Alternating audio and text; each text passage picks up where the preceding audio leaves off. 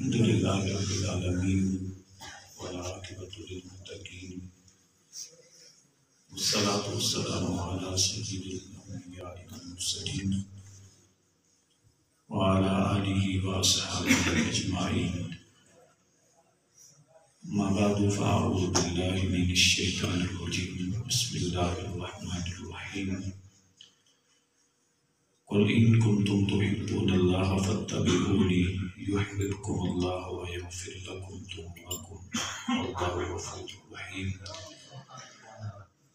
وقال اللہ تعالی فی مقام آخر والذین جاءوا من بعدهم یقولون ربنا اغفر لنا ولإخواننا الذین سبقونا بالایمان ولا تجعل في قلوبنا غلا للذین آمنوا ربنا انک رؤوف رحیم.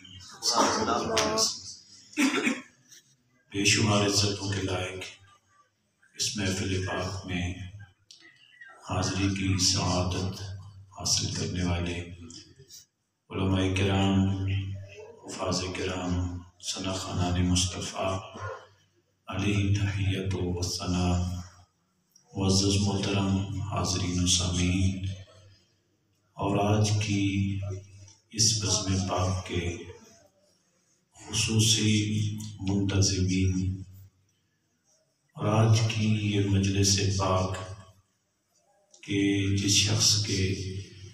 جس وقت کے نوجوان کی ایصال ثواب کے لیے ان کے برادران نے، احباب نے اس کا اہتمام کیا، ہم ان کا بھی شکر ادا کرتے ہیں.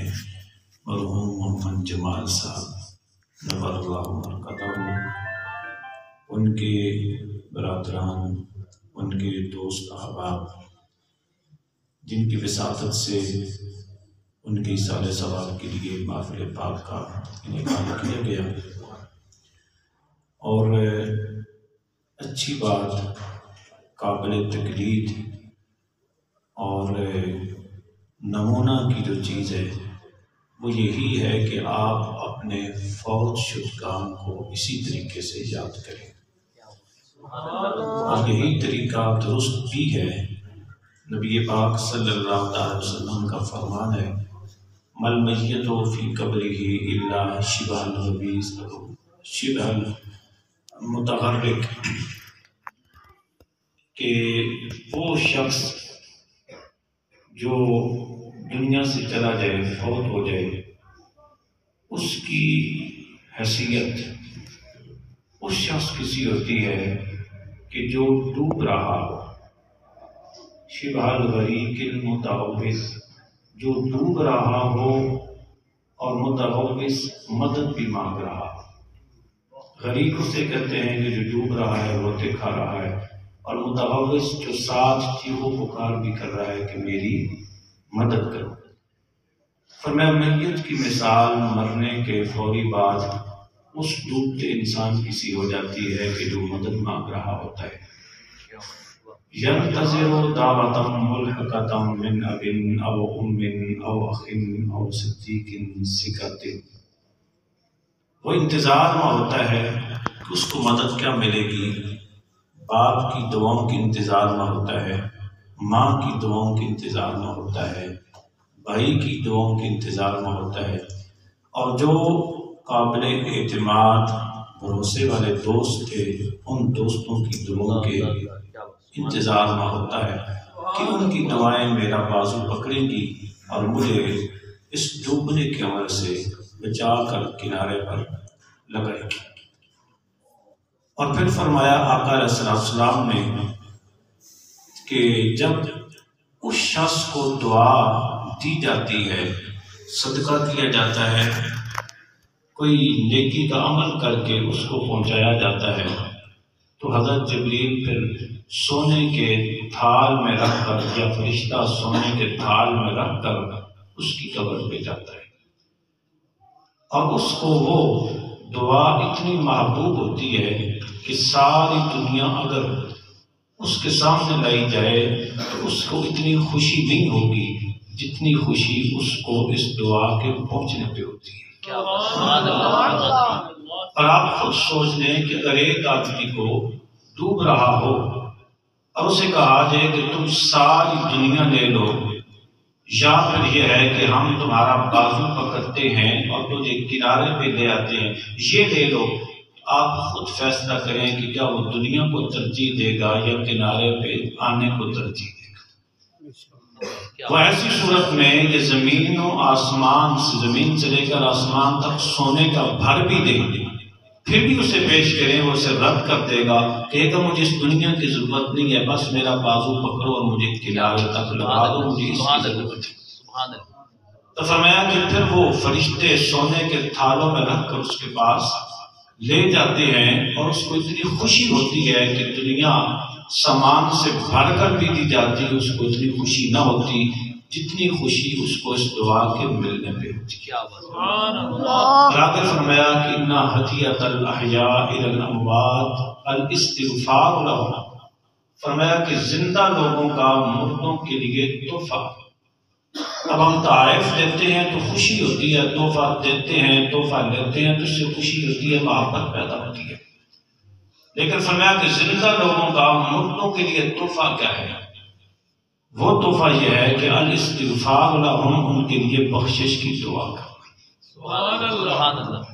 آج کے اس محفل پاک کی وساطت سے جو پیغام عرض کرنا ہے، آگے بھی کچھ چیزیں عرض کروں گا، خلاصہ یہی ہے کہ ہمارا کوئی دوست، ہمارا کوئی عزیز، ہمارا لخت جگر، ہمارا بھائی، ہمارا باپ، ماں، بہن، کوئی بھی قریب ہے، دور ہے، دنیا سے چلا جائے، ہم اس پر احسان کرنا چاہتے ہیں تو احسان کا بہترین طریقہ یہی ہے کہ اس کے لیے صدقہ کیا جائے، اس کے لیے دعائیں کی جائیں، کچھ پڑھ کے اس کی روح کو ثواب پہنچایا جائے، اور اس کے لیے استغفار یعنی بخشش کی دعا کی جائے۔ یہ سب سے بہترین طریقہ ہے۔ ہمارے معاشرے میں بعض اوقات عجیب و غریب قسم کے رسوم و رواج لوگوں کے اندر، بلکہ یہ تقیہ شمارات کی بات ہے، وہاں کچھ 6 مہینے پہلے یا قریب مجھے آنا ہوا تو وہ چوک میں ڈھول بج رہے تھے، میں نے پتہ کیا کہ یہ کیا ہے، تو کہہ رہے تھے کہ یہ کرکٹ ٹیموں کا استقبال کیا جا رہا ہے، اور نچلے موڑے میں کوئی فوت ہو گئے تھے تو ان کی سارے ثواب کے لیے ٹورنامنٹ کا انتظام کیا جا رہا ہے۔ مجھے اس پہ تعجب ہوا کہ ہماری قوم مردوں کے ساتھ بھی ظلم کرنے سے باز نہیں آتی۔ وہ دیکھ کر وہ صورتحال وہاں کی مجھے حیرت ہوئی، پھر میں نے وہ مقامی جو حضرات تھے حفاظ کرام سے پتہ کیا کہ یہ کیا ہے، تو وہ کہنے لگے کہ یہاں پچھلے والے موڑے میں کوئی شخص فوت ہوئے تھے تو ان کے احباب نے اس طرح کا اہتمام کیا تھا۔ تو یہ میں نے یہی کہا تھا کہ ہمارے لوگ فوت شدہ لوگوں کے ساتھ بھی ظلم کرنے سے باز نہیں آتے۔ دوستوں کا سب سے بہترین تحفہ، سب سے اچھا تحفہ یہی ہے کہ جو فوت ہو چکا ہے اس کو آخرت میں کس چیز کا فائدہ ملنا ہے، اللہ کے حبیب نے بتا دیا، دعاؤں کا۔ وہ ڈوب رہا ہے، وہ آوازیں دے رہا ہے، آپ کی دعائیں اس کا ہاتھ پکڑے گی، آپ کا صدقہ اس کا ہاتھ پکڑے گا، آپ نماز پڑھو گے، قرآن کی تلاوت کرو گے، اچھا عمل کرو گے، آپ کو نیکی کی بات دوسرے تک پہنچو گے، آپ دعا کرو گے اللہ اس کی بخشش فرما، یہ آپ کے کام ہیں جو اس مرنے والے شخص کے کام آئیں گے۔ اگر آپ حقیقی معنوں میں اپنے مردوں کو زندہ رکھنا چاہتے ہیں، یاد رکھنا چاہتے ہیں، ان کے ساتھ احسان کرنا چاہتے ہیں، تو میری گزارش یہی ہے کہ اس انداز میں اپنے فوت شدہ کو یاد کرو، ان کی سارے ثواب کے لیے آپ نے محفل پاک کا اہتمام کیا، دوست احباب کو وہ علم کی بات ملی، قرآن کی تلاوت ہوئی، سنا وغیرہ، بہت ساری نیکی کی باتیں ان تک پہنچی، تو اس سے مردوں کو حقیقت میں فائدہ ہوتا ہے، ان کے درجات بلند ہوتے ہیں، ان کی قبر میں ان کو سکون اور اطمینان ملتا ہے۔ رشتہ داروں کا بھی یہی کام ہے، دوست احباب کا بھی یہی کرنے کا کام ہوتا ہے۔ میں عرض کر رہا تھا کہ میلاد پاک کے حوالے سے محفل پاک کا اہتمام ہوا، تو دیکھیں میلاد کی جتنی بھی محافل ہم کراتے ہیں اس کا مین مقصد یہ ہوتا ہے کہ اللہ اس کے رسول کی محبت پیدا ہو جائے، اللہ اس کے رسول کی محبت میں نصیب ہو جائے، اور اللہ اس کے رسول کی محبت ہی یہ کائنات کی بہت بڑی مدد ہے۔ وہ حدیث پاک آپ نے سنی ہے جو بخاری شریف کے اندر آتی ہے، اللہ تعالیٰ سے فرماتے ہیں کہ ایک شخص حاضر ہوا اور آج کی یا رسول اللہ مدد ساعت، قیامت کب قائم ہوگی؟ تو آپ نے یہ نہیں فرمایا کہ قیامت فلاں دن، فلاں سال، فلاں صدی میں قائم ہوگی، آپ نے فرمایا کہ ما عددت لہا، میرے غلام تو یہ بتا کہ تو نے قیامت کے لیے تیاری کیا کی؟ قیامت کا پوچھتا ہے تو تو نے تیار کیا کیا ہے؟ عرض کی یا رسول اللہ ما عددت لہا من کثرت صلاۃ و صیام و صدقہ، اے اللہ کے حبیب میرے پاس نمازیں ہیں لیکن کچھ زیادہ نمازیں بھی نہیں ہیں، زیادہ روزے بھی نہیں ہیں، زیادہ صدقات بھی میرے پاس نہیں ہے۔ نماز پڑھی آپ کی ابتدا میں، اب وہ صحابی تھے، وہ میری اور آپ کی بات نہیں تھی، اور صحابی رسول نے نماز کس کے پاس پڑھی تھی؟ مسجد نبوی میں پڑھی تھی، رسول اللہ کی ابتدا میں پڑھی تھی۔ لیکن اس کے باوجود کیا عرض کرتے ہیں کہ اللہ کے حبیب میرے پاس زیادہ نمازیں نہیں ہیں، میرے پاس زیادہ روزے نہیں ہیں، میرے پاس زیادہ صدقات نہیں ہیں، صدقہ بھی اللہ کے حبیب کے ہاتھ میں دیا اور حضور کے ہاتھ میں دیا، حضور نے قبول کر لیا تو سمجھو اللہ نے قبول کر لیا۔ میرے آپ کی نماز اور صدقے میں اندیشہ ہو سکتا ہے قبول ہے یا نہیں ہے، کہ جس نے ڈائریکٹ حضور کے دست مبارک میں دیا، سید آدم نے قبول کر لیا ہو، اس کے صدقے کے رد ہونے کے امکانات۔ جب حضور نے قبول کیا تو اللہ نے قبول کیا، حضور نے رد فرما دیا، اللہ نے رد فرما دیا۔ لیکن اس کے باوجود وہ صحابی رسول کیا عرض کرتے ہیں، اللہ کے حبیب میرے پاس زیادہ نمازیں بھی نہیں ہیں، میرے پاس زیادہ روزے بھی نہیں ہیں، میرے پاس زیادہ صدقے بھی نہیں ہیں، ہاں یہ ہے کہ اللہ انی احب اللہ و رسولہ، میں اللہ اس کے رسول سے محبت کرتا ہوں، یہ محبت کی دولت میرے پاس موجود ہے۔ اب صحابی یہ قیامت کے لیے اب ایک چیز تیار کرتا ہے آدمی مشکل وقت کے لیے، تو اسے پوچھا جاتا ہے کہ مشکل وقت کے لیے تو نے کیا کیا تیار کر رکھا ہے، تو اسے جس پر اعتماد ہوتا ہے وہ وہی چیز پیش کرتا ہے۔ مثال کے طور پر ایک آدمی اس پہ ڈاکو حملہ کر دیتے ہیں، اس کے پاس موبائل بھی ہے، اس کے پاس کوئی چھوٹی موٹی چھڑی بھی ہے، اس کے پاس چھری بھی ہے، اس کے پاس کوئی گن بھی ہے، تو ان ہتھیاروں میں سے دیکھے گا کہ سب سے زیادہ میرے استعمال کا ہتھیار کون سا ہے جس سے میں ڈاکوؤں سے بچ سکتا ہوں، وہ اسی کو سامنے لے کے آئے گا۔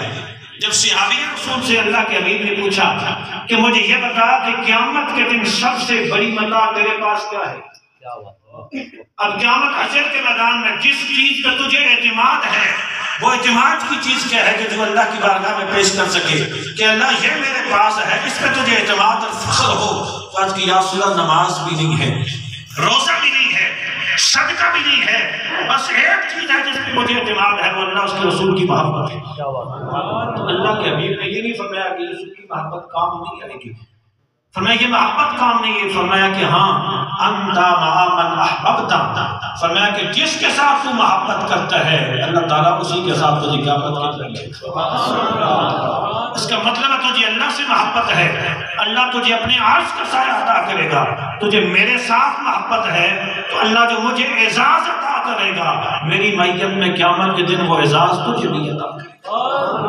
اس سے پتہ چلتا ہے کہ صحابہ کرام کے نزدیک اللہ اس کے رسول کی محبت یہ بہت بڑی چیز تھی، جس کو وہ سمجھتے تھے کہ قیامت کے دن ہم پیش کر سکتے ہیں اللہ کی بارگاہ میں، اللہ کے حبیب کی بارگاہ میں۔ اور خود قرآن پاک کے اندر سورہ توبہ میں اللہ نے فرمایا کہ میرے حبیب اعلان کر دو، اگر تمہارے باپ ان کا نا آباؤکم، تمہارے بیٹے، تمہارے بھائی، تمہارا قبیلہ، تمہاری بیویاں، تمہارے مال، تمہاری تجارت، تمہارے مکانات، یہ چیزیں اگر تم ان سے زیادہ محبت کرتے ہو، احب الیکم من اللہ ورسولہ، اور اللہ اس کے رسول سے کم محبت کرتے ہو، فتربصوا، پھر انتظار کرو، حتی یاتی اللہ بامرہ، یہاں تک کہ اللہ اپنا حکم نازل فرما دے۔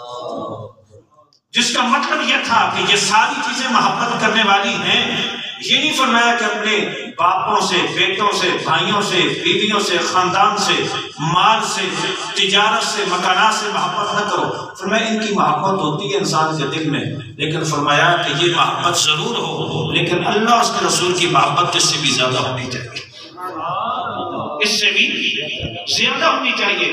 اور یہ بات واضح سی ہے، یہاں سے چیز کیا سمجھ آتی ہے، جب ہم میں سے دو فرد ہمارے سامنے آ جائیں، دو چیزیں ہمارے سامنے آ جائیں، تو ان دونوں سے ہمیں محبت ہو ہمارا میلان پھر اس کی طرف زیادہ ہوگا جس سے ہمیں زیادہ محبت ہوتی ہے۔ اگر ہمیں دو لوگ کوئی بات کہتے ہیں کہ یہ کام کرنا ہے، ان میں سے ایک سے ہمیں کم محبت ہے، دوسرے سے ہمیں زیادہ محبت ہے، تو پھر ہم کس کی بات کو زیادہ اس کی طرف توجہ دیں گے؟ اور ہماری خواہش کیا ہوگی کہ کس کی بات پہ عمل کریں جس سے ہمیں زیادہ محبت ہوتی ہے، جس سے ہمیں زیادہ چاہت ہوتی ہے۔ ہماری خواہش بھی یہی ہوتی ہے کہ اس کی بات پہ عمل کریں۔ تو یہاں پہ حکم دیا جا رہا ہے کہ اگر تمہارا باپ بھی حکم دے، تمہارا بیٹا تمہیں کوئی بات کہتا ہے، تمہارا بھائی کہتا ہے، بیوی کہتی ہے، خاندان کہتا ہے، یا تمہیں ایک طرف مال آ جاتا ہے، ایک طرف تجارت آ جاتی ہے، ایک تو تمہارے مکانات آ جاتے ہیں، اور دوسری طرف اللہ اس کے رسول کا حکم آ جاتا ہے، پھر محبت کا تقاضا یہ ہے کہ اگر تمہیں اللہ اور اس کے رسول سے زیادہ محبت ہے، پھر باپ کے حکم کا پیچھے کر دو، اللہ اس کے رسول کا حکم۔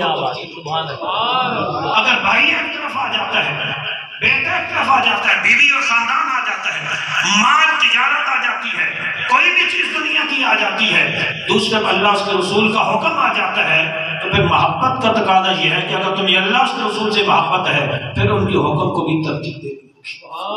اور حقیقت میں یہ محبت وہ چیز ہے کہ جس سے انسان کو اصل میں ایمان ملتا ہے۔ ایک ہے ایمان، اور ایک ہے ایمان کی مٹھاس اور ایمان کا پھل۔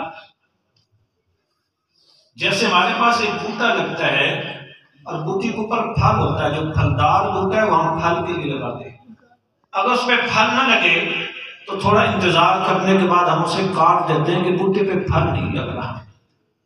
ہم بعض اوقات چیز مٹھاس کے لیے لیتے ہیں، اگر اس سے مٹھاس حاصل نہ ہو، آپ چینی خرید کے لے آئیں اور وہ پھیکی نکلے تو آپ اس چینی کو واپس کر دیں گے، اس لیے کہ یہ میٹھی نہیں ہے، ہم نے مٹھاس کے لیے لی تھی۔ اللہ کے حبیب نے فرمایا کہ تین چیزیں ایسی ہیں، ثلاث من کن فیہ وجد حلاوت الایمان، تین چیزیں ایسی ہیں کہ جس انسان کے اندر آ جائیں گی اس نے ایمان کی مٹھاس کو پا لیا۔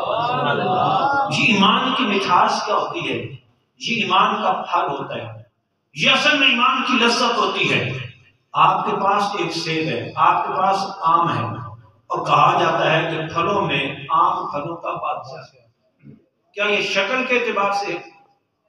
نہیں۔ حجم کے اعتبار سے ہے؟ نہیں، یہ اپنے ذائقے کے اعتبار سے۔ آم کو پھلوں میں ترجیح ہے تو کس وجہ سے ہے؟ ذائقے کی وجہ سے ہے۔ اگر ہمارے اندر چکھنے کی حس ختم ہو جائے یا آم کا ذائقہ ختم ہو جائے تو آم کا وہ مقام گر جائے گا، نیچے آ جائے گا۔ کیوں؟ اس لیے کہ آم کو جو عزت ملی تھی اس کے ذائقے کی وجہ سے تھی۔ اگر اس کا ذائقہ ختم ہو جائے تو پھلوں میں اس کا وقار نہیں رہے گا۔ ایسے اللہ کے حبیب نے فرمایا ایک ایمان ہوتا ہے اور ایک ایمان کی مٹھاس ہوتی ہے۔ اگر وہ ایمان کی مٹھاس دیکھنی ہو نا تو دیکھ لو کہ آپ کے اندر ایمان کی مٹھاس کتنی ہے، آپ کا عبادت میں کتنا دل لگتا ہے، سجدہ میں آپ کو کتنی لذت آتی ہے، کبھی تنہائی میں اللہ کے ساتھ بیٹھ کے آپ کو کتنا سکون ملتا ہے، کبھی قبرستان میں جاتے ہیں وہاں پہ بیٹھ کے آپ کو اللہ کی کتنی یاد آتی ہے، کبھی آپ نماز میں کھڑے ہوتے ہیں تو آپ کا کتنی توجہ نماز کی طرف ہوتی ہے۔ اگر ایمان کی مٹھاس دیکھنی ہو تو یہ آلے ہوتے ہیں، یہ پیمانے ہوتے ہیں ایمان کی مٹھاس کو دیکھنے کے۔ مگر نہ وہ لوگ بھی ہیں کہ 5 سے 6 منٹ ہو جائے تو نماز ان پہ دشوار ہو جاتی ہے، لیکن ہماری تاریخ میں ہمارے اسلام میں 2 لوگ بھی گزرے ہیں کہ سردیوں کی رات ہے، ایک سجدہ بھی مکمل نہیں ہوتا اور فجر طلوع ہو جاتی ہے۔ عرض کرتے ہیں پروردگار تو نے کتنی چھوٹی راتیں بنائی تھی، ہم نے ایک سجدہ بھی مکمل نہیں کیا، تیری رات ختم ہو گئی۔ اس کی وجہ یہ تھی کہ ان لوگوں کو ایمان کی مٹھاس مل گئی تھی، وہ ساری رات کھڑے رہتے تھے، وہ 2 رکعتوں میں قرآن کی تلاوت کو مکمل کر دیا۔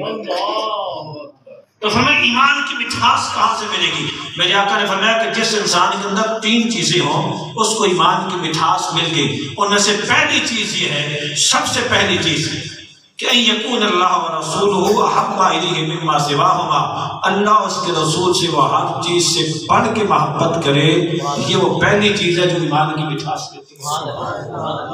اس کا مطلب یہ ہے کہ اللہ اس کے رسول کی محبت یہ وہ قیمتی چیز ہے کہ جو ایمان سے بھی بڑھ کے،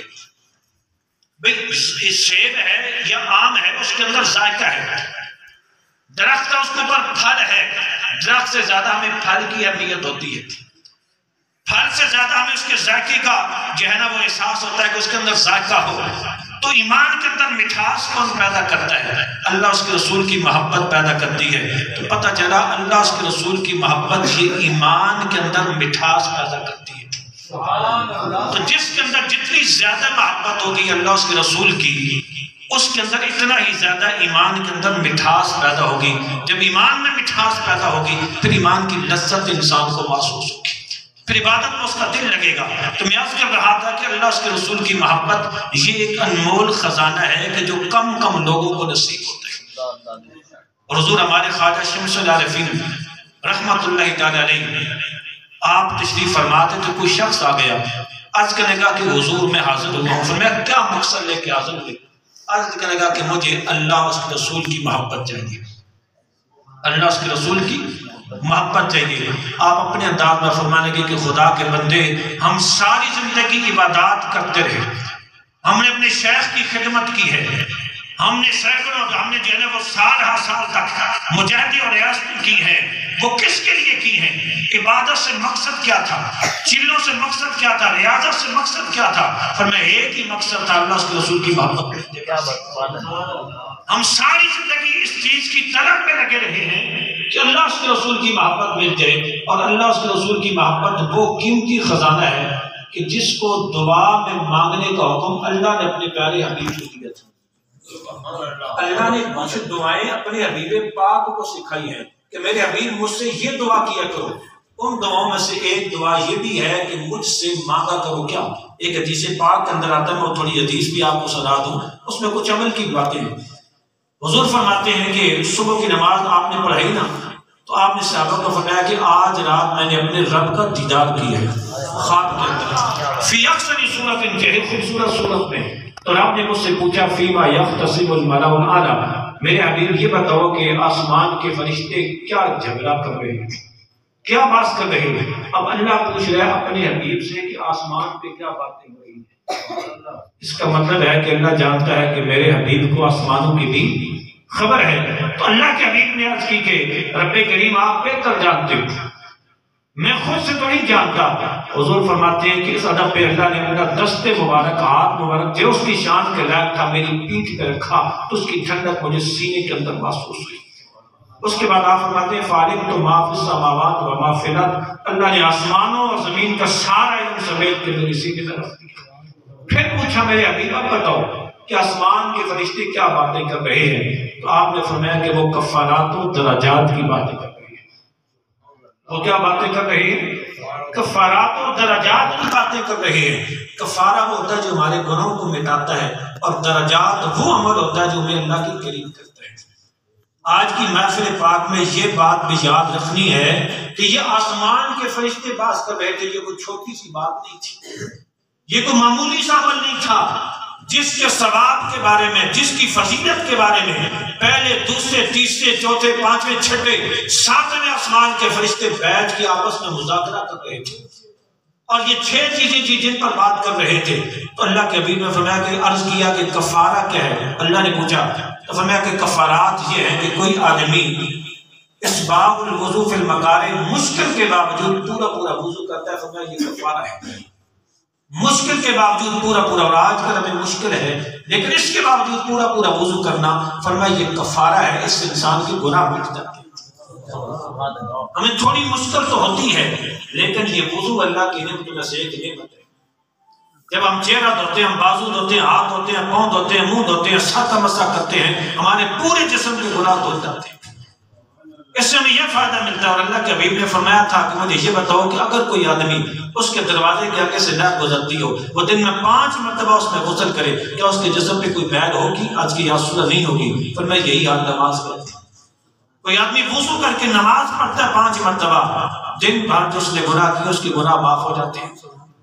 تو اللہ کے حبیب نے فرمایا کہ پہلا عمل یہ ہے کہ آسمان کے فرشتے یہ باتیں کر رہے ہیں کہ جو آدمی مشکل کے باوجود وضو کرتا ہے اللہ اس کے گناہوں کو مٹا دیتا ہے.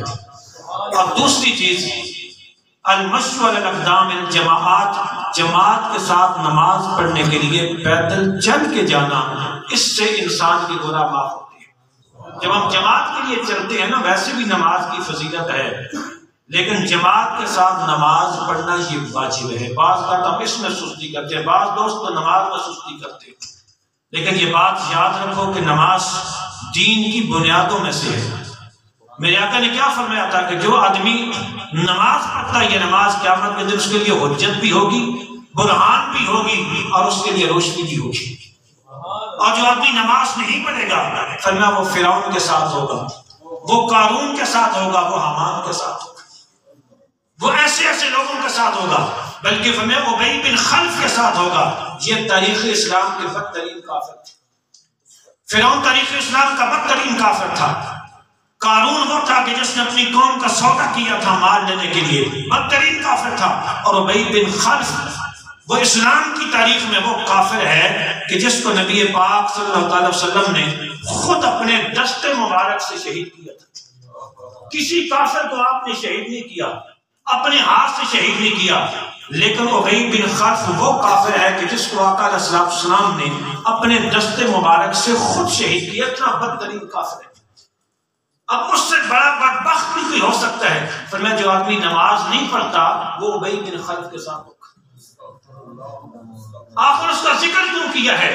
اس لیے کہ کافر بڑے بڑے حضور کے دشمن تھے، لیکن ابی بن خلف جیسا دشمن کوئی نہیں تھا، کیونکہ اس نے کہا تھا کہ میں اپنے نیزے سے آپ کو شہید کروں گا۔ میرے آقا نے فرمایا کہ تو نہیں، میں تجھے شہید کروں گا۔ پھر حضور نے اس کا زخم لگایا تھا، تھوڑا سا زخم، اس زخم کی تاب نہ لاتے ہوئے گدی کی طرح آوازیں نکالتے ہوئے مر گیا۔ میرے آقا نے فرمایا کہ جو شخص نماز نہیں پڑھتا قیامت کے دن جب صفحہ بنے گی بعض محمد عربی کے سامنے کھڑے ہوں گے، وہ نماز پڑھنے والے ہوں گے، جو نماز نہیں پڑھتے وہ ابی بن خلف کے ساتھ کھڑے ہوں گے۔ دوستو خود فیصلہ کریں، لمبی چوڑی تقریریں کرنے کی ضرورت نہیں ہے، بات یہیں پہ انسان کو سمجھ آ جانی چاہیے۔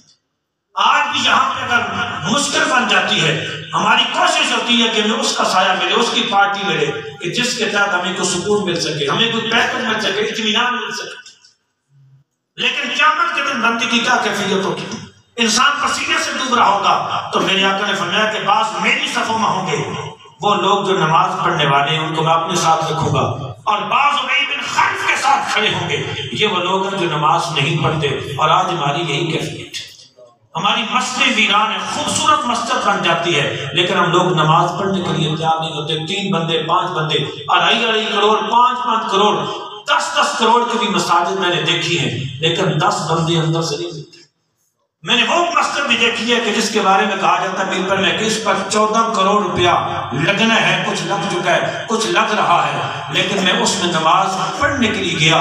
اتنے لوگ تھے کہ انہوں نے محراب میں، اس کا اتنا بڑا محراب تھا کہ اگر محراب میں کھڑے کریں تو سارے نمازی محراب کے اندر ہی آ جائیں۔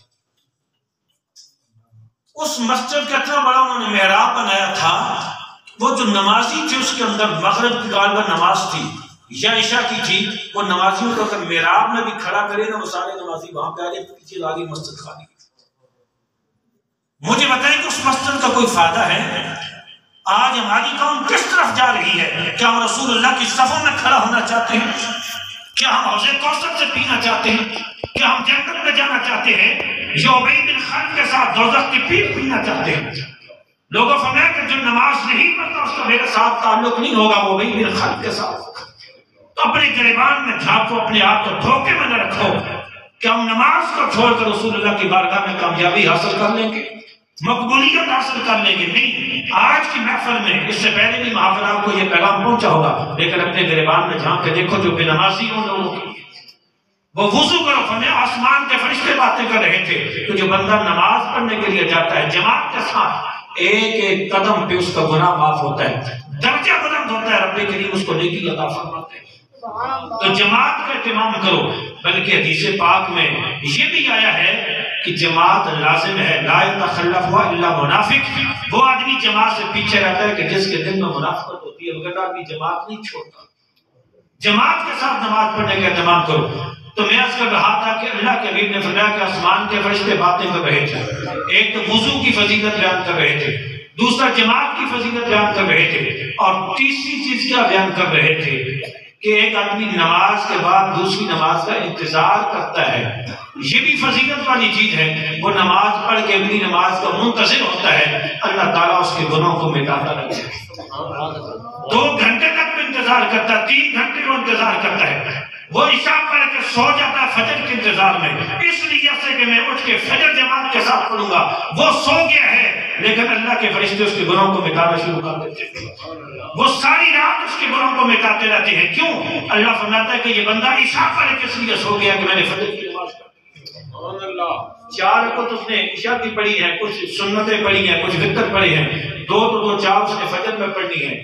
وقت اس نے کتنا لگایا؟ آدھا گھنٹہ لگ گیا ہوگا عشاء اور فجر میں، لیکن ساری رات فرشتے اس کو گناہوں کے اوپر قلم پھیرتے رہتے ہیں، یہ مٹاتے رہتے ہیں، مٹاتے رہتے ہیں، مٹاتے رہتے ہیں۔ تو میرے آقا نے فرمایا کہ 3 چیزیں میں نے وہاں پہ یہ سنی ہیں کہ فرشتے یہ باتیں کر رہے تھے، باوضو رہنا، جماعت کے ساتھ نماز پڑھنے کے بعد دوسری نماز کا انتظار کرنا، اور 3 چیزیں درجات کی بلندی کا سبب بنتی ہیں۔ وہ کیا ہے؟ ایک ہے افشاء السلام، سلام کو عام کرنا۔ آج ہمارے ہاں یہ چیز بھی مطلوب ہو چکی ہے، ہمارے اندر اتنا تکبر آ چکا ہے، اتنی بڑائی آ چکی ہے کہ بڑا آدمی سلام کرے گا تو ہم رکوع تک جھک جائیں گے، اور چھوٹا آدمی اگر سلام کرے گا تو ہم منہ سے وعلیکم السلام کے 2 لفظ بھی بولنے کے لیے تیار نہیں ہوتے، دیکھ کر ہم سلام کا جواب دیتے ہیں کہ سلام کرنے والا کون ہے۔ لیکن اللہ کے حبیب نے فرمایا کہ لوگوں لا تدخلون الجنۃ حتی تؤمنوا، تم جنت میں نہیں جا سکتے جب تک تمہارا ایمان نہ ہو، ولا تؤمنوا حتی تحابوا، تم جب تک آپس میں محبت نہیں کرو گے تب تک تمہارا ایمان نہیں ہوگا۔ اولا ادلکم علی شیء اذا فعلتموہ تحاببتم افشوا السلام بینکم، فرمایا میں تمہیں ایک چیز بتاتا ہوں جس سے آپس میں محبت ہوگی اس سے ایمان کامل ہوگا، اس سے تم جنت میں چلے جاؤ گے۔ اس کے بعد فرمایا کہ سلام کو عام کرو۔ یہ سلام جو ہوتا ہے یہ سینے کے کینے جو ہے وہ مٹا دیتا ہے۔ جب سینے کے کینے مٹ جاتے ہیں ایمان مکمل ہو جاتا ہے، ایمان مکمل تو اللہ کے حبیب نے فرمایا کہ جنت مل جاتی ہے۔ ایک کلمے پہ انسان کو 10 نیکیاں ملتی ہیں، 2 بولتا ہے 20 ملتی ہیں، 30 بولتا ہے 3 ملتی ہیں۔ آج دنیا کا پیکج لینے کے لیے انسان کتنی مشکلیں جیتتا ہے۔ لوگ دوسرے ممالک میں غیر قانونی طور پہ جاتے ہیں اور اپنی جان کو جو ہے نا وہ موت کے منہ میں ڈال کے چلے جاتے ہیں، لیکن یہ 30 نیکیاں ہمیں چند سیکنڈ کے اندر مل جاتی ہیں۔ السلام علیکم ورحمۃ اللہ وبرکاتہ، 3 کلمے بولے 30 نیکیاں مل۔ تو فرمایا کہ جس سے انسان کے درجے بلند ہوتے ہیں، انسان اللہ کی بارگاہ میں قریب ہو جاتا ہے، ان میں سے پہلی چیز ہے کہ سلام کو عام کرو، افشاء السلام، اور دوسرے اطعام الطعام، کھانا کھلانا۔ اور اس کے لیے ضروری نہیں ہے کہ آپ کسی کو بہت کچھ ہی کھلائیں، جتنا آپ سے ہو سکتا ہے آپ کسی کو کھلا دیں۔ آپ کے گھر کوئی آتا ہے اس کو چائے پلا دیں، کھانے کا وقت کھانا کھلا دیں، کہیں پہ مل جاتا ہے تو آپ کی خواہش ہونی چاہیے کہ میں کھلانے والا ہوں، نہ کہ میں کھانے والا ہوں۔ اور یہ عرب کا دستور تھا، اور اسلام کا یہ حسن ہے کہ ہمارے صوفیاء فرماتے ہیں کہ ہمارا مشرب، ہمارا طریقہ کیا ہے۔ خواجہ نظام الدین اولیاء آپ فرماتے ہیں ہم صوفیاء کا، اولیاء اللہ کا جو طریقہ ہے وہ یہ ہے کہ سلام ثم الطعام ثم الکلام۔ حضرت خواجہ نظام الدین اولیاء فرماتے ہیں ہمارا طریقہ مسلمانوں کا یہ ہے کہ سلام کے بعد کھانا پیش کرو پھر کلام کرو، کہ تاکہ اگلے آدمی کو اطمینان ملے۔ آپ نے قرآن میں پڑھا ابراہیم علیہ السلام کے بعد فرشتے آئے انسانی روپ میں، انہوں نے کہا سلام، آپ نے سلام، وعلیکم السلام، ساتھ ہی اندر چلے گئے۔ ایک بچڑا تیار کر کے بھون کے لیے، اس کے بعد اگلی بات کی کہ تم کیسے آئے، کیسے آنا ہوا۔ یہ قرآن کے اندر یہ ترتیب آئی ہے، کیوں؟ یہ کھانا کھانے کی کھلانے کی فضیلت آئی ہے۔ عرب کے اندر یہ دستور بھی تھا، اور آج بھی وہ ان لوگوں کے اندر ہے کہ وہ کھا کے نہیں کھلا کے خوش ہوتے۔ میں پڑھ رہا تھا کہ امام شافعی رحمۃ اللہ تعالی علیہ وہ کسی بزرگ کے پاس، غالباً امام مدنی تھی یا کون جن کے پاس جناب وہ مہمان بن کے گئے، تو انہوں نے اپنی لونڈی کو ایک فہرست بنا کے دی کھانے کی کہ یہ چیزیں تم نے تیار کرنی ہے۔ امام شافعی بطور مہمان تھے، تو انہیں دیکھا یہ کوئی فہرست اٹھائی ہوئی ہے، تو آپ نے سے پوچھا کہ یہ کیا؟ اس نے کہا کہ یہ میرے مالک نے مجھے ایک لسٹ بنا کے دی ہے کہ یہ چیزیں تو نے مہمان کے لیے پیش کرنی ہے۔ تو آپ مہمان جب اس سے لے کر ایک چیز کا اضافہ کر دیا۔ جب وہ چیزیں اس نے جمع کی تو آپ نے دیکھا امام مدنی نے کہ یہ کیا بات ہے، تو ایک چیز کا اضافہ، انہوں نے کہا کہ یہ تو میں نے نہیں لکھوائی تھی۔ انہوں نے کہا جو آپ کے مہمان ہیں نا انہوں نے اضافہ کر دیا تھا، ان کو اتنی خوشی ہوئی ہے۔ وہیں پر اس نے کہا کہ مجھے اتنی خوشی ہوئی ہے، میں اس شوق اور خوشی سے تجھے آزاد کرتا ہوں، جا تو اللہ کی راہ میں آزاد ہو چکی ہے کہ میرے مہمان نے مجھ پہ اتنا کرم کیا ہے، مجھ پہ اتنی مہربانی کی ہے کہ میرے کھانے میں کھانے کا اضافہ کر دیا ہے۔ ان لوگوں کے اندر اتنی چیز تھی، تو اللہ کے حبیب فرماتے ہیں کہ اطعام الطعام، دوسری چیز جو انسان کے درجات کو بلند کرتی ہے وہ کھانا کھلانا ہے۔ اس سے انسان کے مال کے اندر برکت آ جاتی ہے۔ کوئی اگر مال میں برکت پیدا کرنا چاہتا ہے وہ اپنے گھر سے کسی کو خالی نہ جانے، وہ پانی کے قطرے پلا دے، وہ جوس ٹھنڈا پلا دے، وہ گرم کا موقع ہے کوئی چیز اس کو کھلا دے، بلکہ حضور غوث اعظم رضی اللہ تعالیٰ عنہ آپ کے فرمودات میں جو کہ 11ویں شریف بھی ہے، میں نے یہ پڑھا ہے کہ مسکین کے یا کسی بھی شخص کے بھوکے کے پیٹ میں ایک لقمہ کھانا ڈالنا 1000 جامع مسجد بنانے سے بہتر ہے۔ یا آپ کے ملفوظ بات فرمایا کہ خانہ کعبہ پہ غلاف چڑھانے سے بہتر ہے۔ اور آپ فرماتے ہیں تمہیں پتہ ہے کہ جب کسی بھوکے کے پیٹ میں ایک لقمہ جاتا ہے اس سے نور نکلتا ہے وہ نور انسان کو اللہ کا قرب عطا کرتا ہے۔ اور آپ فرماتے ہیں کہ اگر یہ ساری دنیا، میں نے کھانے کے فضائل دیکھے ہیں، ساری دنیا اگر مجھے مل جائے تو آپ فرماتے ہیں کہ عبد القادر جیلانی ساری دنیا کو بیچ کر لوگوں کو کھانا کھلا دے گا، کہ میں نے نماز بھی دیکھی، میں نے روزہ بھی دیکھا، ہر چیز کی فضیلت دیکھی ہے، لیکن کھانا کھلانے کے پیچھے جو میں نے ثواب دیکھا ہے، جو اللہ کی محبت دیکھی ہے، جو اللہ کا قرب دیکھا ہے، جو اللہ بندے کو عطا کرتا ہے، اس جیسا قرب، اس جیسی اللہ کی محبت، اللہ کی رضا میں نے کسی اور میں نہیں دیکھی۔ یہی وجہ ہے کہ آج کی پوری دنیا میں لاکھوں مقامات پہ گیارہویں ہوتی ہے، اور ہر مہینے میں 11ویں کے لوگ پہ کروڑوں لوگ کھاتے ہیں، وہ کروڑوں لوگوں کا ثواب کس کو پہنچتا ہے؟ حضور کو سیاست۔ انسان جب کوئی عمل اللہ کی رضا کے لیے پسند کرتا ہے پھر اللہ کی بھی سنت ہے بندے کو اس عمل کو مٹنے نہیں دیتا۔ آپ حج دیکھ لیں، اللہ کے بندوں نے اللہ کے لیے شیطان کو کنکریاں ماری تھی، آج وہاں پہ شیطان تو نہیں ہے لیکن حج نہیں ہوتا جب تک کنکریاں نہیں مارو۔ صفا مروہ کے درمیان اللہ کی بتی دوڑی تھی اللہ کی رضا کے لیے، لیکن آج عمر اور حج نہیں ہوتا جب تک آپ صفا مروہ کے درمیان چکر نہیں لگاتے ہو۔ کیوں؟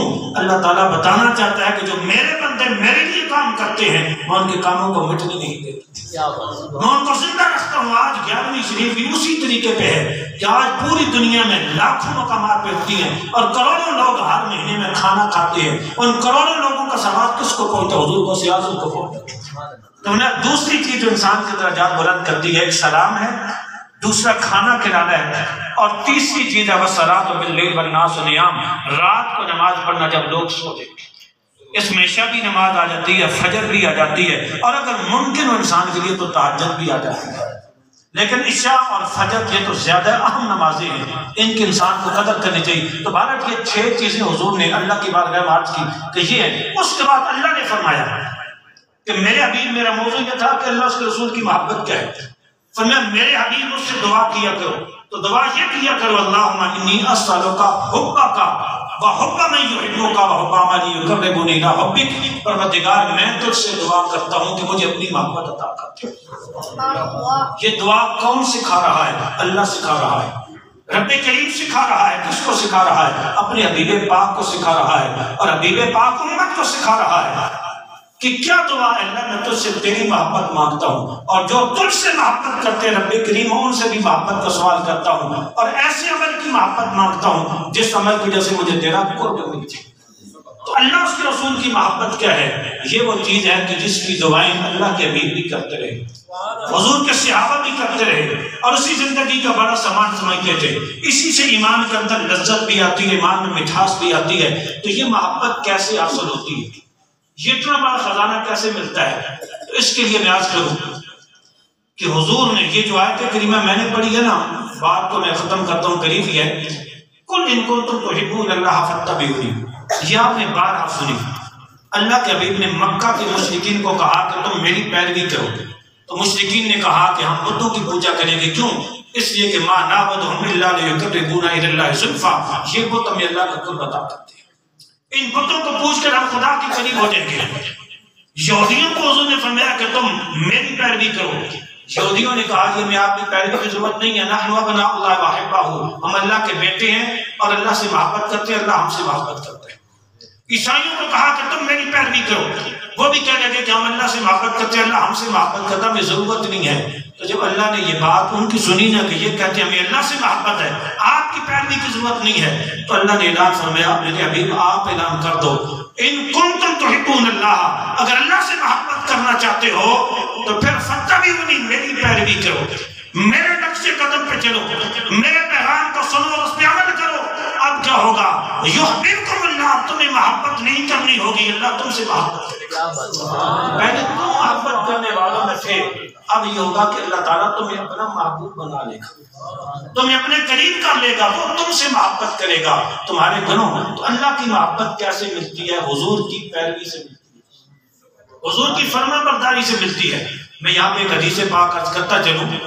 ایک مرتبہ صحابہ کرام حضور سے محبت کرتے تھے، حضور وضو کرتے تھے، صحابہ کرام حضور کے وضو کا پانی کو اپنے ہاتھوں پہ اٹھا لیتے، اپنے چہروں پہ مر لیتے تھے۔ تو اللہ کے حبیب نے فرمایا کہ صحابہ تم ایسا کیوں کرتے ہو؟ عرض کی یا رسول اللہ، اللہ اس کے رسول کی محبت کی وجہ سے کرتے ہیں۔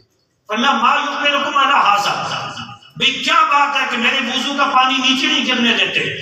آج کی حب اللہ و رسولی، اللہ اس کے رسول کی محبت مجبور کرتی ہے یہ کام کرنے پر۔ تو اللہ کے حبیب نے فرمایا یہ بڑا عام جملہ سننے والا کہ من سرہ ان یحب اللہ و رسولہ او یحبہ اللہ و رسولہ، جس آدمی کو یہ پسند ہے کہ اس کے دل میں اللہ اس کے رسول کی محبت پیدا ہو جائے اور اللہ بھی اس سے محبت کرے، اللہ کا حبیب بھی اس سے محبت کرے، تو اسے تین کام کرنے ہوں گے۔ ایک یہ ہے کہ فاجسلک حدیث و اذا حدث، جب بھی وہ بات کرے سچی بات کرے، جھوٹ نہ بولے۔ اور آج ہماری زندگی کے اندر جھوٹ دھانس چکا ہے، حقیقت جھوٹ دھانس چکا ہماری زندگی میں۔ ہم مذاق میں، سنجیدگی میں، ایک آدمی اگر دن بھر غور کرے تو ہم سے متقی پرہیزگار آدمی بھی دن میں اس کی کئی جھوٹ نکالے گی۔ عوام تو عوام حقیقت میں عرض کر رہا ہوں ہماری زندگی میں جھوٹ کتنا ہے، لیکن آپ کو پتہ ہے یہ 11ویں حضور غوث اعظم کی وہ مشہور کرامت، جب والدہ نے کہا تھا 40 درہم دیے کہ جھوٹ بیٹا نہیں بولنا، یہ ماں سبق دے کے بھیج رہی ہے، اور بیٹا پھر زمانے کا غوث ایسے نہیں بنتا۔ جب ڈاکوؤں نے قافلے پہ حملہ کیا تو سب کچھ لوٹ لیا، یہ بھی بچہ ہے جو زمانے کا غوث بننا ہے۔ پوچھا بیٹا تیرے پاس کیا ہے؟ تو کیا کہا تھا؟ میرے پاس 40 دینار ہے۔ انہیں یقین نہیں آیا، پھر پوچھا 40 دینار ہے، 40 دینار ہے، ان کا کہاں پہ؟ فرمایا یہ جیب میں سی ہے۔ اب وہ 40 دینار بچائے بھی تو جا سکتے تھے جھوٹ بول کر، لیکن یہ امت کو پیغام دینا تھا کہ لوگوں یہ مشکل وقت ہے، یہ 40 دینار کے سفر پہ روانہ ہو رہے ہیں، یہ سفر کا بھی خرچ ہے، آگے جا کے یہی خرچ ہے، یہ 40 دینار کی کوئی بنیاد ہے، لیکن جھوٹ نہیں بولا، سچ بولا ہے۔ اب اگر جھوٹ بولتے تو کیا ہوتا؟ 40 دینار بچ جاتے، زیادہ زیادہ یہی ہوتا، 40 دینار بچ جاتے، لیکن سچ بولا تو پھر کیا ہوا؟ آپ نے کہ یہ میرے پاس 40 دینار ہے، انہیں پوچھا کیوں سچ بول رہے ہو؟ فرمایا کہ اس لیے کہ والدہ کا حکم بھی تھا، اللہ اس کے رسول کا حکم بھی ہے کہ سچ بولو، میں سچ بول رہا ہوں۔ تو ڈاکوؤں کو پسینہ آ گیا، ان کے دل میں چوٹ لگی کہ یہ بچہ ہو کر سچ بولتا ہے، اور ہم پورے ہو چکے ہیں اور جھوٹ بول رہے ہیں اور لوگوں پہ ظلم کر رہے ہیں۔ آپ کی سچ کی برکت سے کیا ہوا؟ وہ سارے کا سارا کافرہ جن کا سامان لٹا ہوا تھا، سارا سامان واپس مل گیا، وہ سارا سامان بھی واپس مل گیا۔ وہ ڈاکو جو زمانوں سے ڈکیتیاں کر رہے تھے، وہ ظلم و ستم کر رہے تھے، ان کے نامہ اعمال سے آ چکے تھے، اللہ تعالیٰ نے آپ کے اس سچ کی برکت سے ان کو بھی ہدایت عطا کر۔ اب ان کی وجہ سے کتنے لوگ بعد میں ظلم و ستم کا شکار ہوتے، یہ لوگ اسی حال میں مرتے، دوزخ کا ایندھن مرتے، لیکن حضور غوث اعظم کے ایک سچ نے کیا کیا؟ پورے قافلے کو بھی محفوظ کر دیا۔ وہ ڈاکو جنہوں نے بعد میں بھی ظلم و ستم کرنے تھے، ان مظلوموں کو ظلم سے بھی بچا لیا، اور انہیں مرنے کے بعد جو عذاب دیکھنا تھا ان کو آخرت کے عذاب سے بھی بچا لیا۔ یہ سچ کی برکت ہے۔ اور آپ سے پوچھا بھی گیا حضور غوث اعظم سے آپ نے اتنا مرتبہ کیسے حاصل کیا؟ فرمایا سچ سے حاصل کیا۔ فرمایا میں بچہ تھا یا جوان تھا یا بوڑھا تھا، کسی حال میں نے جھوٹ نہیں بولا، تو اللہ نے مجھے یہ بلندی عطا کی۔ تو میں عرض کر رہا تھا کہ حضور نے صحابہ سے پوچھا کہ صحابہ یہ میرے وضو کا پانی نیچے نہیں کرنے دیتے، اس کی وجہ کیا ہے؟ آج کی کہ اللہ اس کے رسول سے محبت ہے۔ فرمایا اگر حقیقت میں محبت کرنا چاہتے ہو نا مجھ سے اور اللہ سے محبت کرنا چاہتے ہو، پھر اپنی زبان پہ سچ لے کے آنا، کبھی جھوٹ نہ بولنا، جھوٹ نہیں بولنا، اس سے محبت پیدا ہوگی، اللہ اس کے رسول کی اس سے محبت پیدا ہوگی۔ فرمایا دوسری چیز یہ ہے کہ وجوہتی امانت و اذا تمنا، جب تم میں سے کسی کے پاس امانت رکھی جائے تو اس میں خیانت نہیں کرنی۔ اور آج امانت کے اندر خیانت بھی کتنی ہوتی ہے، ہر شخص جانتا ہے۔ اور تیسری چیز واجب سے جوار من جابرہ ہو، کہ جو تمہارا پڑوسی ہے اس کے ساتھ اس نے سلوک کرنا۔ فرمایا یہ تین کام، ایک سچ بولنا، دوسرا امانت میں خیانت نہیں کرنی، اور تیسرا اپنے پڑوسی جتنے بھی بنتے ہیں ان کے ساتھ اس نے سلوک کرنا ہے۔ وہ اگر ظلم بھی کرتے اس کو برداشت کرنا، اچھائی کرنا، اس نے جواب ان کے لیے آسانیاں پیدا کرنا، ان کے لیے رستہ کشادہ کرنا، ان کے لیے بہتر ماحول فراہم کرنا، ان کو تکلیف نہ پہنچے، ان کو کسی قسم کی مشقت نہ ہو۔ فرمایا یہ 3 کام ایسے ہیں جس سے تمہارے دل میں اللہ کی محبت پیدا ہوگی، اللہ تم سے محبت کرے گا، تمہارے دل میں میری محبت پیدا ہوگی، میں تم سے محبت کروں گا۔ بلکہ ایک حضور کے صحابی ہیں حضرت ثوبان، ان کا نام بعد نے ذکر کیا، آج کی یا رسول اللہ، حضور کی بارگاہ میں آگے، یا رسول اللہ مجھے آپ سے محبت ہے ٹوٹ کی، میں بعض آپ کا دیدار نہیں کر سکتا ہوں، میرے سینے میں ایک کیفیت پیدا ہوتی ہے، مجھے برداشت نہیں ہوتی، میں آپ کی بارگاہ میں آ جاتا ہوں، آپ کا دیدار کر لیتا ہوں، مجھے ٹھنڈ ملتی ہے، لیکن جب میں سوچتا ہوں کہ یا رسول اللہ میں بھی فوت ہو جاؤں گا، آپ دنیا سے چلے جائیں گے، آپ تو انبیاء والی جنت میں ہوں گے اور میں نچلی جنت میں ہوں گا۔ یوں یقین تھا کہ حضور کی صحبت سے جنت ملے گی، یا رسول اللہ میں نچلی جنت میں، تو میں آپ کا دیدار جنت میں نہیں کر سکوں گا، تو پھر میں کیا کروں؟ یہ صحابہ کی محبت تھی۔ حضور خاموش ہو گئے یہ بات سن کے نا، ان کی خواہش کیا تھی؟ خواہش یہ تھی کہ کاش مجھے وہ والی جنت مل سکے جس جنت میں حضور کا دیدار بھی کر سکوں۔ بے شک حضور والی تو ظاہر حضور والی ہوگی، وہ تو بلند جنت ہے، لیکن ایسی تو مل سکے جس جنت میں حضور کا دیدار بھی ہو سکے، یہ صحابی کی خواہش تھی۔ تو اللہ نے اعلان فرما دیا کہ جبریل جاؤ اور ایک پیغام لے جاؤ لوگوں کے نام، اور فقط اس صحابی کے لیے نہیں، قیامت کے لیے ہر مسلمان کے لیے پیغام ہے۔ وہ پیغام کیا تھا؟ وَمَن يُطِعِ اللَّهَ وَرَسُولَهُ فَأُولَٰئِكَ مَعَ الَّذِينَ أَنْعَمَ اللَّهُ عَلَيْهِم مِّنَ النَّبِيِّينَ وَالصِّدِّيقِينَ وَالشُّهَدَاءِ وَالصَّالِحِينَ وَحَسُنَ أُولَٰئِكَ رَفِيقًا ذَلِكَ الْفَضْلُ مِنَ اللَّهِ۔ فرمایا کہ لوگوں اگر تم جنت میں جا کے صدیقوں کی صحبت میں رہنا چاہتے ہو، انبیاء کی صحبت میں رہنا چاہتے ہو، شہداء اور صالحین کی صحبت میں رہنا چاہتے ہو، پھر ایک کام کرو، اللہ اس کے رسول کی اطاعت کرو، اللہ اس کے رسول کی بات مان لو، اللہ اس کے رسول کی فرما برداری کرو، ہم تمہیں جنت بھی دیں گے، انبیاء کی صحبت بھی دیں گے، ہم تمہیں جنت بھی دیں گے، صدیقین کی صحبت بھی دیں گے، ہم تمہیں جنت بھی دیں گے، شہداء اور صالحین کے ساتھ اٹھنا بیٹھنا بھی نصیب کریں گے۔ لیکن سنیں یہ کس چیز میں ملے گا؟ اللہ اس کے رسول کی اطاعت میں۔ تو دوستان گرامی کا محبت اس چیز کا تقاضا کرتی ہے کہ جس سے ہم محبت کریں اس کی ذات کو ساری ذاتوں پہ ترجیح دیں، اس کے حکم کو تمام احکام پہ ترجیح دیں، ساری دنیا ایک طرف کھڑی ہو، ہم جس سے محبت کریں اس کے حکم کو ترجیح دیں۔ اللہ اس کے رسول کا محبت تقاضا کرتی ہے کہ ہم اپنی زندگی میں اسلام کو لے کے پورا اسلام لے کے، جو بے نمازی ہے نماز شروع کریں، جو روزوں کا لحاظ نہیں کرتے وہ روزے، جو جماعت کا لحاظ نہیں کرتے وہ جماعت کی پابندی کریں، جو لوگ زکوٰۃ نہیں نکالتے اپنے مالوں کی وہ اپنی جان پہ ظلم نہ کریں، 1000 میں سے 25 روپے روک کر وہ خزانہ نہیں جمع کر لیں گے، لیکن آخرت کے سانپ اور بچھو اور دوزخ کی آگ کو وہ جمع کر لیں گے۔ وہ 1,00,000 میں سے 2500 روپیہ بچا کر کوئی محل نہیں بنا دیں گے، لیکن یہ اپنے مال کی برکت کو بھی ظاہر کر رہے ہیں اور آخرت کی تباہی کا اسباب بھی بنا رہے ہیں اپنے لیے، سانپ اور بچھو اکٹھے کر رہے ہیں۔ جو لوگ جھوٹ بولتے ہیں وہ اپنی زبانوں سے جھوٹ کو ختم کریں، جو دیگر نشوں کے اندر مبتلا ہیں وہ حرام خوری کی طرف جاتے ہیں، وہ حرام خوری سے اجتناب کرنے کی کوشش کریں۔